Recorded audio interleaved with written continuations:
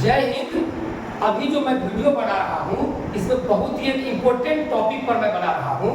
Important topic ये है कि लेखा शास्त्र यानी कि अकाउंटेंसी जो ICOM 12th के स्टूडेंट के लिए जो एक टॉपिक है वो ये है कि भारतीय साझेदारी अधिनियम 1932 इंडियन पार्टनरशिप एक्ट 1932 इसका सिलेबस ICOM 12th में बिहार बोर्ड के स्टूडेंट या CBSE के स्टूडेंट या CA फाउंडेशन के स्टूडेंट है उसके लिए क्या सिलेबस है, कितना पढ़ना पड़ता है, कौन कौन सा चैप्टर पढ़ना पड़ता है, कौन कौन सा टॉपिक पढ़ना पड़ता है, उसके कितने मार्क्स के क्वेश्चन आते हैं, इस पर मैं डिटेल्स में बात कर रहा हूँ। आइए जानते हैं। भारतीय साझेदारी अधिनियम 1932 इसके अंतर्गत टोटल बिहार बोर्ड के स्टूडेंट के लिए 7 गो चैप्टर पढ़ना जरूरी है। इसका पहला चैप्टर है साझेदारी फर्मों का लेखांकन आधारभूत अवधारणाएं। इस चैप्टर के अंतर्गत बेसिक कंसेप्ट ऑफ पार्टनरशिप का नॉलेज लेना होता है। इसमें साझेदारी क्या है, फर्म क्या है, उसकी प्रकृति क्या है, विशेषता क्या है, कितने साझेदार हो सकते हैं, साझेदारी फर्म बनाने के लिए क्लॉज क्या क्या होगा, डीड क्या होता है, पार्टनरशिप अनुबंध क्या है, ये सारी चीज की जानकारी इससे मिलती है। दूसरा चैप्टर है ख्याति यानी कि गुडविल। तो गुडविल का अर्थ प्रकृति प्रभावित करने वाले कारक एवं मूल्यांकन विधियां। तो गुडविल का जो मूल्यांकन विधियां है ये 3 प्रकार के होते हैं।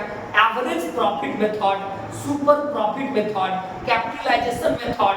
तो इन सारी चीजों की जानकारी इसके माध्यम से हम लोग को मिलती है। तीसरा चैप्टर है साझेदारी का पुनर्गठन, वर्तमान साझेदारों के लाभ विभाजन अनुपात में परिवर्तन।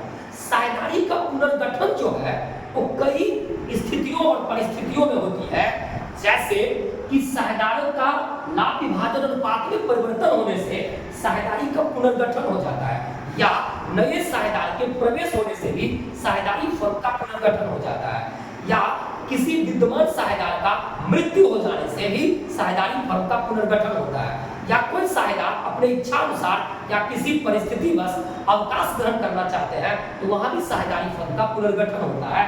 तो इसमें सिर्फ ये पढ़ना है कि लाभ विभाजन अनुपात में परिवर्तन यानी कि ओल्ड रेशियो और सैक्रिफाइसिंग ओल्ड रेशियो और न्यू रेशियो के आधार पर गेनिंग रेशियो और सैक्रिफाइसिंग रेशियो निकाल करके हम इस चैप्टर में नॉलेज लेते हैं इसका।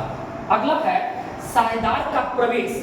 साझेदारी फर्म चल रहा है और उसमें एक नए व्यक्ति की आवश्यकता हो जाती है, तो वहां पर जब एक नए पार्टनर का साझेदारी फर्म में प्रवेश किया जाता है तो उसी में साझेदारी फर्म के प्रवेश को जानकारी लेते हैं और पढ़ते हैं कि साझेदार जब नया आएगा तो साझेदारी फर्म में क्या क्या परिवर्तन आएगा, लाभ विभाजन अनुपात में क्या परिवर्तन आएगा, नए साझेदार को कितना हिस्सा मिलेगा, गेनिंग रेशियो क्या होगा, सैक्रिफाइसिंग रेशियो क्या होगा, आगे। अगला टॉपिक है 5वां साझेदार का अवकाश ग्रहण। इच्छानुसार या कोई परिस्थितिवश या उम्र ज्यादा हो गया, काम नहीं कर पाते हैं तो साझेदारी फर्म से साझेदार बाहर निकलना चाहते हैं, इसमें हम साझेदारी फर्म का अवकाश ग्रहण में इन सारे विधि को जानकारी लेते हैं। अब आते हैं थोड़ा सा आगे। अगला चैप्टर है 6ठा चैप्टर साझेदार की मृत्यु, डेथ हो जाना। डेथ कई कारणों से हो सकता है, एक्सीडेंट से डेथ होना, ज्यादा उम्र हो जाने के कारण डेथ होना, हार्ट अटैक आ जाना, ब्रेन हेमरेज कर जाना, किसी कारण से डेथ हो गया साझेदार का, तो साझेदार के डेथ चैप्टर में ये पढ़ना होता है इस साझेदार का उत्तराधिकार, परिवार में इसके जो आश्रित लोग हैं उनको फर्म में से मिलने वाले सारे जो उनके कैपिटल होते हैं, रिजर्व फंड का हिस्सा होता है, गुडविल का हिस्सा होता है, एसेट्स लायबिलिटी, सारे का कैलकुलेशन इसमें हम करते हैं और सारे पैसे साझेदार के उत्तराधिकारी एग्जीक्यूटर्स को मिल जाता है। और 7वां टॉपिक है हमारा साझेदारी फर्म का विघटन या समापन। इस चैप्टर के अंतर्गत भारतीय साझेदारी अधिनियम 1932 के द्वारा यह बताया गया है कि यदि साझेदार यह चाहता है कि फर्म को न चलाए, अनिवार्य समापन या विधि द्वारा समापन, तो समापन के तरीके होते हैं। अब फर्म न चलेगा, समाप्त कर देगा, तो समाप्त करने की सारी विधियां को इसमें जानकारी लेते हैं। अब समाप्त करने की बात आई, रियलाइजेशन अकाउंट कैसे बनेगा, पार्टनर्स कैपिटल अकाउंट कैसे बनेगा, लोन अकाउंट कैसे बनेगा, पार्टनर्स करेंट अकाउंट कैसे बनेगा। अब पार्टनर जो है तो पार्टनर के पास कैपिटल किस टाइप का है, फ्लक्चुएटिंग कैपिटल है या फिक्स कैपिटल है।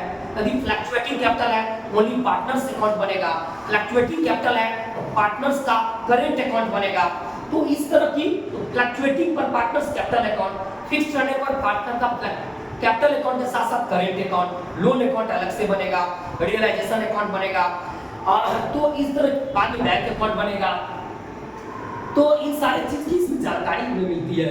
कुछ एडवांस जाने के बाद उसमें गार्नर बना मर्रे का रूल को पढ़ना अनिवार्य हो जाता है, तो उसको पार्टनरशिप का विघटन 2 कहते हैं। तो ये सारी चीज है। तो बीएससी के student, Bihar school examination board के स्टूडेंट है या सीबीएसई के स्टूडेंट है या सीए फाउंडेशन के स्टूडेंट है, उनके लिए इंपॉर्टेंट पार्ट है partnership act, Indian partnership act. This is the important topic जिनसे मैक्सिमम क्वेश्चन पूछा जाता है। यहाँ पर जो ये टॉपिक का मैं डिस्कशन कर रहा हूँ, ये स्पेशल बिहार बोर्ड के स्टूडेंट के लिए कर रहा हूँ।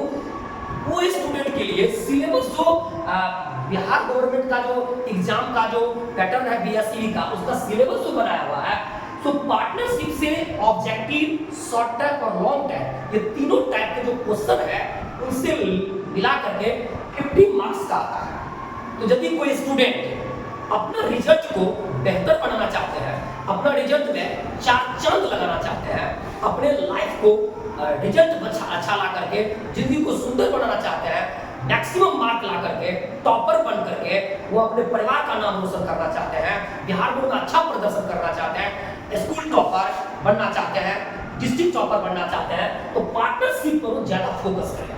क्योंकि 7 को चैप्टर पढ़ने से 50 मार्क्स अकाउंटेंसी में कवर हो जाएगा। और अभी का जो पेपर चल रहा है उसमें ऑब्जेक्टिव 100 मार्क बनाना है 50, तो वहां पर क्या है तो 50 मार्क्स से ज्यादा क्वेश्चन आ जाता है। शॉर्ट टाइप लॉन्ग टाइप मिलाकर के 100 मार्क्स आता है, बनाना रहता है 50, तो पार्टनरशिप से ज्यादा क्वेश्चन आ जाता है।